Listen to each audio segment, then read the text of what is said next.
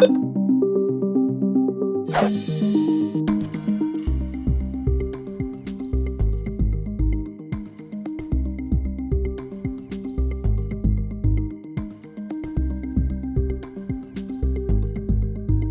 now, from the CFTK-TV studios, this is Open Connection with your host, Robert Pictou.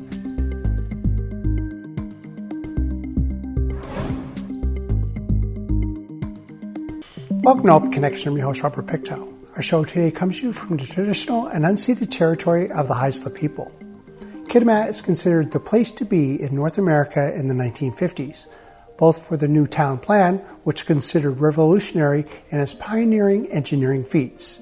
During the post-war industrial boom, the Kitimat project was the largest construction project for the time. As part of our Meet the Mayor series, Phil Germuth is our guest on today's Open Connection. We're looking forward to next spring and summer, of course, having the replacement Haisla Bridge open up and be completed. We're also working, of course, with the Haisla on the SETI program. That's the Community Economic Development Initiative, and we're entering our second year of that, and that's going very well. And that's Haisla Nation and District Kitimat working together to see what kind of projects we can work on, and also capacity issues that we both may have. How can we both work together to solve both of our problems, the issues that we're having? So that's going very, very well. So we're looking forward to seeing that succeed. Looking forward to next month, of course, the new council will be getting together, and we'll be starting to do our strategic planning for the next 4 years. What do we really want to accomplish over our term? And so we'll be starting on that. Also, in the near future, we'd love to see, maybe not super near future, but LNG Canada keeps progressing. They'll be ramping up the workforce come spring of 2023. And then hopefully within the next year or so, a final investment decision on the second phase, trains 3 and 4. Also looking forward to the Haisla LNG project, Cedar LNG, to seeing that progress and come to fruition. Would be another great project for this area and for our community. Rio Tinto, of course, we'd love to see them, of course, after the labor dispute, get back up to full production. They also have some infrastructure issues in the plant that they're currently dealing with, but, the price of aluminum is way up there, and we'd really love to see them be able to get it back up to full production and see things sailing along a lot more smoothly there. Well, working with everybody else, right? I mean, I think a lot of success in politics is the relationships you have with your other levels of government, industry, all those who provide services in the community. Tamatik Status of Women, Kitimat Community Services, and all those other great organizations in our community. Having those relationships of knowing exactly what they're going through and trying to do all that we can to advocate for them, and in the instances where we can to help fund them through little challenges that they're having too. So hopefully to continue that.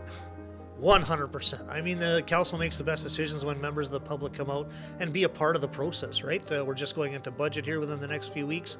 It's great to have public come out and be a part of the budget process and to see what kind of challenges you really do have. And because everybody has their pet projects, I'd like to do this, I'd like to do this, but you only have so much in the budget that you can play with, really. And but public engagement is critical for any community, be it in volunteerism, coming out and watching the council meetings, and you get people emailing you or stopping you in the store or coming by the shop, and they're, hey, what about this and this? And so public engagement is huge, and we'd really hope for, Kitimat's usually very good at that, but the more the better. So that's an awesome idea by Mayor Attrell. Good thing to mention. So housing crisis. So right now, of course, we have the Tamatik Status of Women project that's currently being built. So that'll be affordable housing units in there. There'll be women's transition housing in there. So we're very much in support of that. And that you can see the building down the street there. We're also hoping that the provincial government and others come through closer on the dementia cottage in town. That's a massive one that we really need to get up and running for seniors' dementia. Housing-wise, otherwise, there's the project that's being built right by the Catholic Church right now, a bunch of new townhouses going up. So that's great to see, and so we're willing to work with there's other developers looking at Kitimat too for projects that haven't quite come out yet, but they're working on it. So we're hoping to work through that and move on that. I would have to say yes. I'd say everybody's dealing with that, but I think a lot of it is, there's some of it is people don't know the actual supports that are out there. There are rent supplements out there, depending on what you make, that can help you out with some of your rent a month. House prices are fairly high everywhere, but I have my own business too, and recently I have a young apprentice working for us. He's 21 years old, moved here with his girlfriend and their family back from Newfoundland, and so they were actually able, on him working for us, and she's working at one of the local motels, they were actually able to buy a house and afford a mortgage and stuff. So, it can happen out there. Are some out there, but yes, house prices are high. Rents are abnormally high, which is, of course, council can't control that. But having said that, as for seeing revitalization of housing, IAG, they're the ones who have basically, they bought some townhouses and they're completely renovating those and redoing those. They're also the ones, the former project that I mentioned up by the Catholic Church, building the new townhouses. They also took the old North Star Inn and they've converted that, regenerated that, rejuvenated that. So it's, every place has challenges, and we're trying to do what we can and do the best we can. So we would hope so. I mean, Strawberry Meadows, Oviatt Construction. So I think there's at least 3 new phases coming up in that, which is potential for many new houses. There's also a few other areas in town. Of course, Kitimat was a garden community which was developed back in the 1950s of knowing where future subdivisions were going to go, and originally made for 20,000 people. So in that respect, we don't have a problem there. We do have the room for it. Our pollution control center was upgraded years ago to be able to handle extra capacity. So there might be some outlying areas where it might be tough to get that sewage there. You might have to upgrade a lift station or something like that. But in general, for the amount of space we have, we're definitely okay in that regard. Open Connection will be right back after these messages.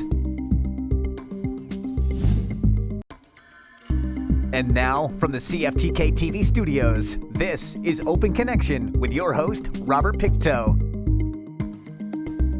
Thank you for staying with us. All members of council have a number of responsibilities while in office. Through a majority vote, council members make collective decisions in the best interests of their communities. Let us return to the conversation with Mayor Germuth.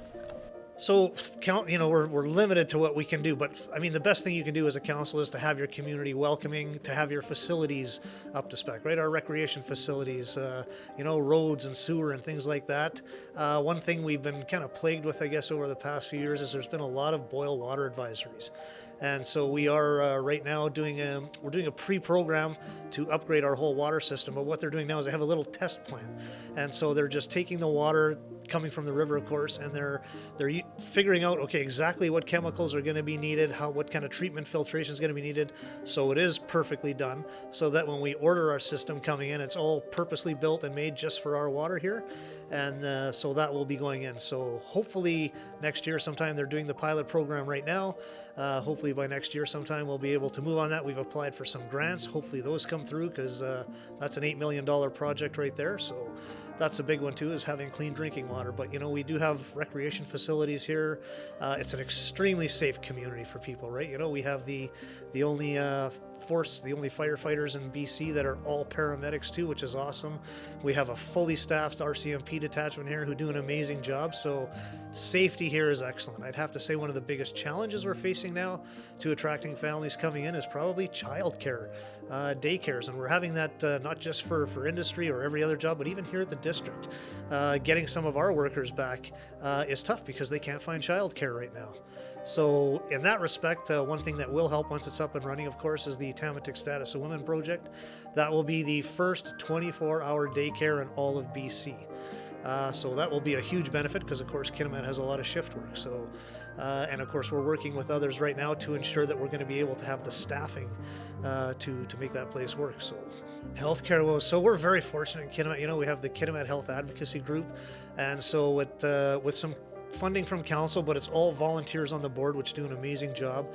And so what they've been doing over years now is they've been supplementing rents for nurses coming into town, so we can attract them here to give them cheaper rents and help them out that way. So that's probably the biggest thing we're doing that way. Of course, we're in constant communication with Northern Health to, we're all supportive of the new hospital in Terrace, the new Mills Hospital replacement.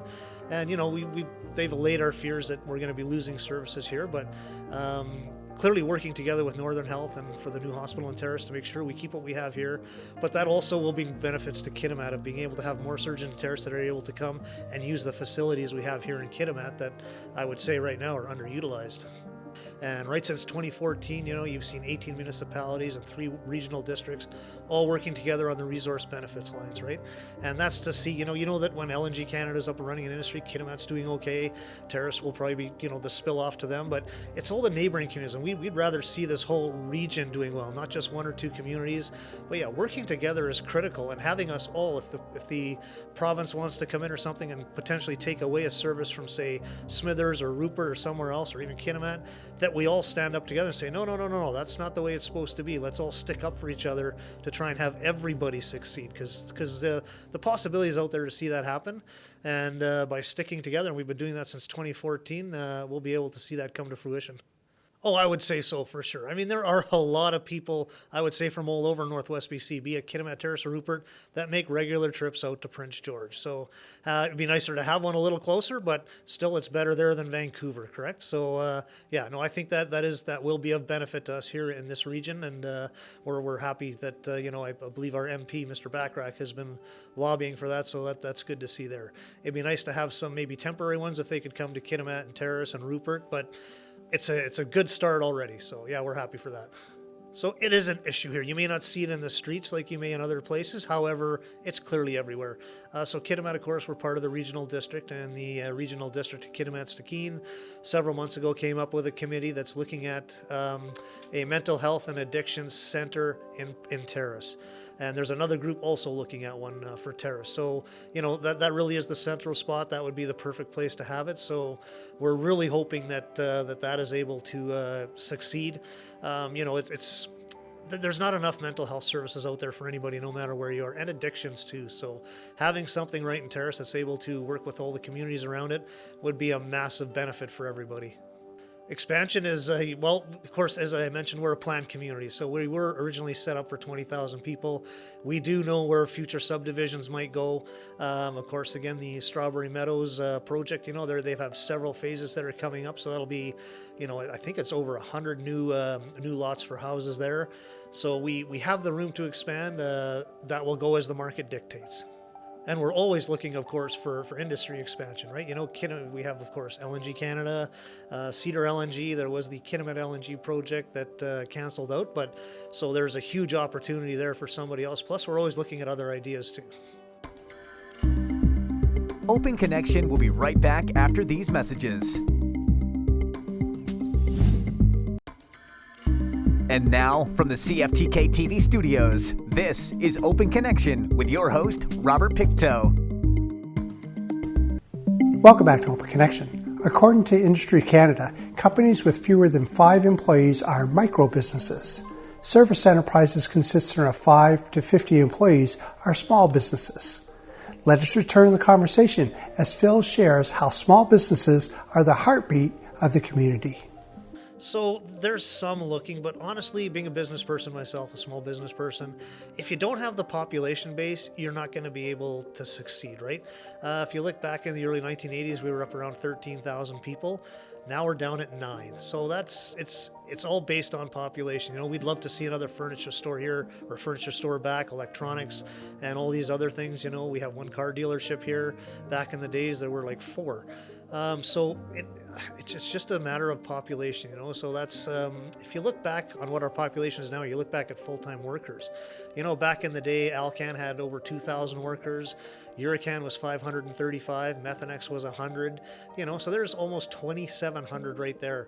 Well, right now Rio Tinto is down at 1,000. That'll be there when they're up at full production. LNG Canada will be somewhere in the 300 range. So you've lost 1,500 full-time jobs. To be able to have those back and the families that come with them, that would no doubt drive the give the confidence for someone to come in and invest their life savings in a retail, whatever it may be. It's doing well. So I was just talking with the assistant manager yesterday, and a lot of the kids are out there. So they've been going to all the schools. They've got a ball hockey game arranged with one of the classes at the school coming up. A lot of them are out there working in the community at your Tim Hortons and things like that. They've been out snow clearing driveways, so they haven't been as public about it. I've told you need to show all the positives that you're bringing here. So I'd say it's doing well. There's been a few little hiccups, as there will be with anything new, but other than that, we're happy to have the Sacks here and wishing them success. Ice Demons, I think, are doing well. Maybe not getting the wins that they would like, but another great asset to the community. And when you see the amount of kids going out to the Friday, Saturday night games, that's good to see. Because if they're not having to be able to go out there, chances are they're on a screen somewhere or something. So really good for parents getting their kids out, and the kids are enjoying it. Kids all the way up to 18, 19, and you see a lot of adults out there too. So it's a great thing to have in your community, to give people something else to go out and check out. So there's nothing that we're really working on together, but we both know how many workers in Terrace, how many people in Terrace actually work in Kitimat and vice versa. And so clearly having that highway up as good as it can be is a benefit to everybody for safety-wise too. So I think on our own, we do mention it to the Highways Department, hey, to make sure that there have been maybe some concerns in the past couple of years over the care of it. So hopefully those are being addressed, and we'll see what happens with some more snowfalls.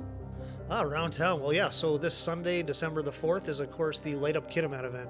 That's always a blast. That's the Chamber of Commerce, I believe, that puts that on, and there's lots of business involvement in there and participation.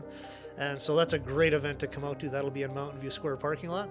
Always a great time, and lots of free food from vendors and stuff, and just a good chance for everybody to get together and have a good time. Also this Saturday at Kyle's No Frills is basically Kyle's does the...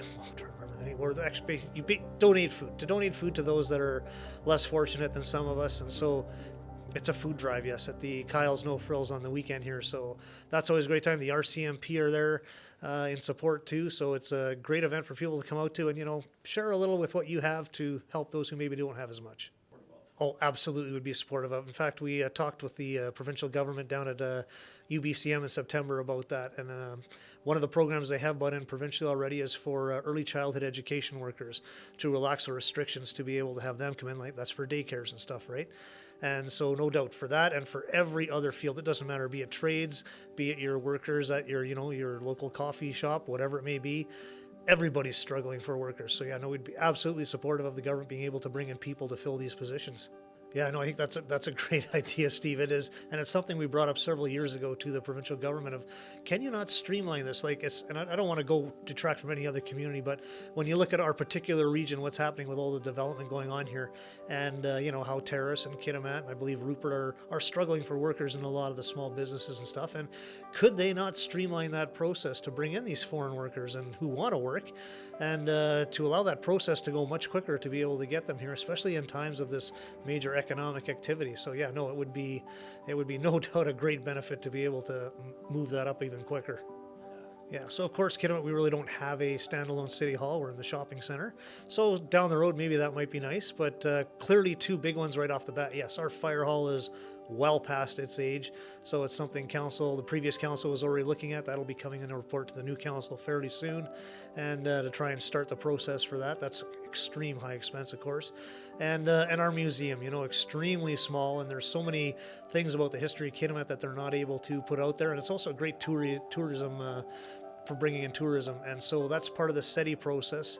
Is that we're working with the Haisla on the potential of wanting to work together and do a joint museum between the Haisla Nation and District of Kitimat. You can imagine what a beautiful facility that would be to highlight both the industrial part of Kitimat and the history of the Haisla Nation. So those are two big ones we're looking at, and as I mentioned, a city hall down the road would be nice too. But we also see some of our recreation facilities, as much as we are very fortunate here with, a community of just around 9,000 have 2 ice rinks and the River Lodge facility, Tamatik, they're starting to show their age a bit. So we know that we're going to have some major infrastructure expenditures coming up over the years that we need to start really looking at. So those are big things we need to look at. Open Connection will be right back after these messages. And now, from the CFTK-TV studios, this is Open Connection with your host, Robert Pictou. As BC's first fully planned town, Kitimat had many expectations to live up to. For the Aluminum Company of Canada, Alcan for short, the most important aspect of the new town was a family-friendly, welcoming nature to attract and retain workers. In this final segment of Open Connection, Phil shares what changes are in store for Kitimat. the owner of the mall has been doing a fantastic job. Of course, they built the motel right next door, the M-Star, and this year he wants to redo the whole front face of the mall to kind of match the hotel and stuff. So he's putting a lot of money into this place to try and fix it up and make it more welcome. You can see, something the Chamber of Commerce and the Kitimat Alliance, the Kitimat Art Alliance, that did the mural there on the wall that you see facing Kyle. So they were just at budget on Monday night, asking for some money to be able to possibly do 2 more this year. So little things like that you have these volunteer groups doing, it makes a huge difference in the community. So we're extremely thankful to all the volunteers in this community on every commission, committee, and group that are making this a great place to be. 100%. You've seen it, back in the day when you had, you look at the Luso Club, the Portuguese club, right? How many members they used to have to where they are now. We used to have a German-Canadian club. You had the Greek club, you had Italian clubs, and you see how most of them don't exist anymore. So yeah, it's just like everywhere else. People are so busy now, they don't have the free time they used to back, 20, 30, 40 years ago. So it's a big issue everywhere, but we're still, as I said, we're still just thrilled at all those that do come out and volunteer on committees, commissions, and everything else in the community. So yeah, struggling like everybody else, but still very proud of those that do come out and put their heart and soul into this community. So that was right before COVID. They were supposed to start building, and then COVID hit, and of course the whole hospitality industry across the country really just completely went. So we've been working with them, and we realized, we don't want someone to build a hotel and then it sits there empty. That doesn't make sense. So we worked with them on coming up for a different plan for that site, and they should be starting there should be shovels in the ground and equipment and buildings going up here, hopefully in the spring. With not a hotel, but with some other stuff, with retail and hopefully a drive-through restaurant and a few other things they're looking at. Yeah, that's the SETI process. So, the whole start of it, I'd have to say, years ago, the relationship, there wasn't one. It was terrible. There was no collaboration, communication, really. It was really bad. But the one thing that was really the catalyst to bring us together was LNG Canada. And we're super thankful for them for that. So what they did is, when they were first, looking at Kitimat as their place, and so they'd bring up some of their joint venture partners and stuff, instead of just having a meeting with the Haisla Nation Council, Kitimat Council, they brought us both together into the same room, out of both of our boardrooms into a neutral place, and we got to know each other that way. And it was really them that brought the two of us together to be able to start the chat and to start getting together and working on some of the things we could together. And so then COVID hit, of course, and the social things kind of had to stop there for a while. But really, LNG Canada was a whole catalyst to that, and the SETI program that we got into there, that's been working out awesome. So it's there's only 8 communities, I think, or 8 partnerships over Canada in a year that get into that, and we were one of them. And I think the Haisla Nation did a great job, and we did, of selling it to the SETI of why we should be one of those partnerships. And so I'd have to say it's from when I first started on council to where it is now, it is worlds better. And again, LNG Canada deserves a lot of the credit for that. And we're getting along very well. Like I say, we're working on the potential for a museum together. We're looking at capacity building for each other, and the events going on in the community. There's a lot of collaboration there going on. So it's going very well. Well, of course, we finally have recycling in Kitimat. So we started that, I think, 2 years ago now. So that program is going very well. Our contamination rates were actually so low that the government, the provincial government, actually made us go out there and sample it again because they couldn't believe how low the contamination rates were. So kudos to everybody in Kitimat participating in that. You're obviously doing a great job, and that's showing there. But we do have many landfill upgrades we have to do. There's a scale house going in. We're looking at a transfer station now and things like that, and potentially working with others for the future, because we only have so far we can expand our landfill. So there's challenges there that we have to look at, but that's all stuff we're working on. Yeah, so there's a small air park. We have, of course, the Kitimat Air Park, and so they just had the runway was upgraded this year and paved, asphalted finally. So they're very happy. Thank you for joining us for this episode of Open Connection. The greatest distance in the existence of man is not from here to there, but the connection from his mind and heart. If we can conquer that distance, we can soar like an eagle and realize our immensity within. I'm Robert Pictou.